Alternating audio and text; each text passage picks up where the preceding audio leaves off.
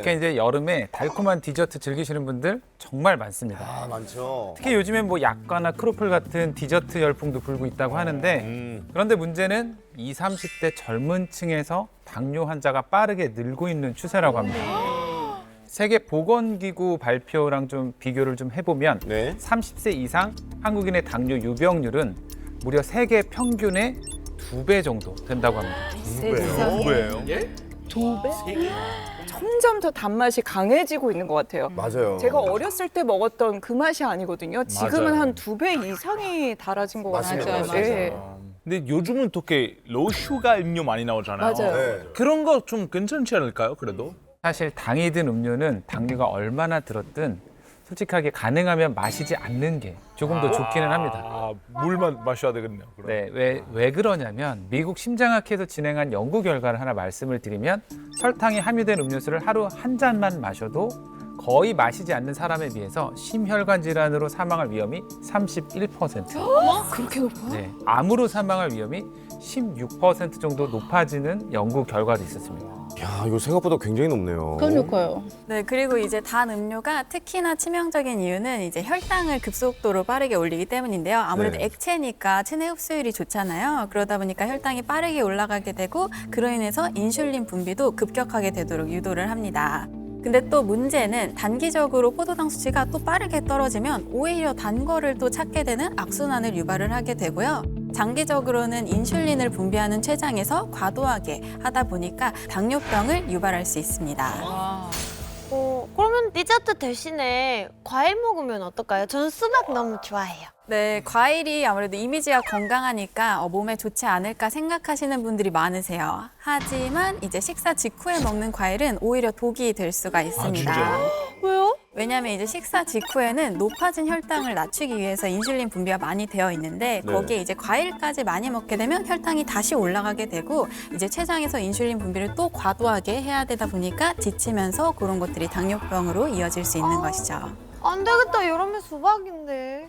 원래 엄마들은 밥 먹고 나서 야 사과 하나 먹어 이게 그쵸? 좋다고 하는데 안 그러나? 결국 그럼 우리는 엄마 때문에 우리 엄마 그러셨어 맨날. 아, 과일도 먹지만 또 주스도 많이 마시는데 그렇지. 과일 주스 갈아서. 저도 직접 갈아서 아침에 2잔 먹고 왔어요. 괜찮아요 제가? 네, 그런 100% 생과일 주스는 괜찮은데 이제 100% 생과일 주스가 아니라고 하면 이제 첨가당이 함유된 이제 설탕물에 가깝다고 볼 수 있습니다. 특히 아기들이 이제 과일 주스를 자주 마시잖아요. 네. 근데 문제는 이런 과일 주스가 이제 소화 비만을 유발하는 가장 큰 원인 중 하나로 손꼽히고 있어서 주의하시는 것이 필요합니다. 이게 좀 놀라운 게 우리는 또 엄마들은 과일 좀 먹여야 된다 그렇죠. 그런 강박관념이 있거든요. 네. 근데 무조건 그렇게 좋은 게 아니라 어릴 때부터 약간 비만이랑 당뇨 같은 건 좀 조심을 해야겠다는 생각이 드네요. 네, 그래서 비만이 무서운 이유는 바로 당뇨를 부르고 또 암을 부르기 때문인데요. 다들 이제 전설적인 음악가 바흐랑 핸델 다들 아시죠? 네, 실제로 이 두 분은 만난 적은 없지만 엄청난 식탐이랑 이제 또 비만으로 굉장히 유명했다고 아이고. 합니다. 그래서 한 번은 핸델이 이제 음식을 너무 많이 시켜놓고 앉아 있으니까 웨이터분이 이제 함께 드실 분들은 언제쯤 오시나요? 물어봤더니 핸델이 함께 먹을 사람은 나다. 빨리 음식이나 갖고 와라. 이렇게 말했다는 일화가 있을 정도라고 합니다.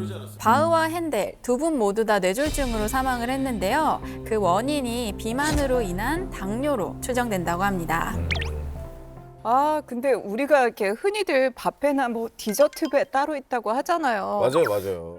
앞으로 디저트배는 좀 줄여야겠다는 생각이 드네요. 아니 근데 이게 또 쉽지 않은 게 수십 년을 우리가 또 이제 이렇게 살았는데 그렇죠. 이 패턴을 바꾸기가 하루아침에 바꾸기가 이게 어디 쉽습니까? 여러분들도 다들 경험하셨잖아요. 막 입만 도는 거 참다가 맞아. 그럼 못 참고 막 식욕이 이렇게 참다가 이게 터질 것 같아요. 정말. 입만 터지면 못 말려요. 이거 말릴 수 없어요. 정말로. 그러니까 오늘 주제가 여름철 유혹을 확 날리는 밸런스 다이어트잖아요. 맞습니다. 근데 사실 이거의 정체가 뭔지 좀 궁금해요. 네, 바로 탄수화물이 몸에 흡수되는 걸 줄여 당 수치와 식욕 조절에 도움을 주는 밸런스 다이어트의 정석 모유 유산균 BNR 17입니다.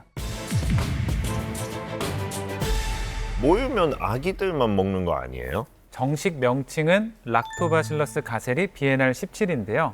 일반적으로 섭취하는 유산균은 분변에서 분리 배양한 경우가 많은데 모유 유산균은 건강한 산모의 모유에서 유익한 미생물을 분리 배양해서 분리하고 유래를 했기 때문에 저희가 모유 유산균이라고도 부르고 있습니다. 근데 보통은 유산균 먹었을 때 변비 있거나 뭐 소화가 잘 안 될 때는 우리는 많이 먹잖아요. 그럼 다이어트에도 효과가 있는 건가요? 네, 장 건강뿐만 아니라 다이어트에도 도움을 많이 주는데요. 그래서 모유 유산균 BNR17은 국내에서 유산균 최초로 식약처로부터 체지방 감소에 도움을 줄 수 있다고 개별 인정을 받아서 일명 다이어트 유산균이라고 불립니다. 그럼 모유가 비만에 도움이 되는 건가요? 네, 세계보건기구는 모유 수유가 영아의 비만 위험을 최대 25%까지 감소시킬 수 있다는 연구 결과를 발표하기도 했는데요. 실제 국내 한 대학에서 분유와 모유를 섭취한 생후 4개월에서 6개월의 영아를 좀 비교를 해봤더니 분유를 섭취한 영아가 모유를 섭취한 영아보다 비만 발생률이 약 1.3배 정도 높게 나왔다고 합니다. 진짜 모유가 여러모로 좀 건강에 좋네요.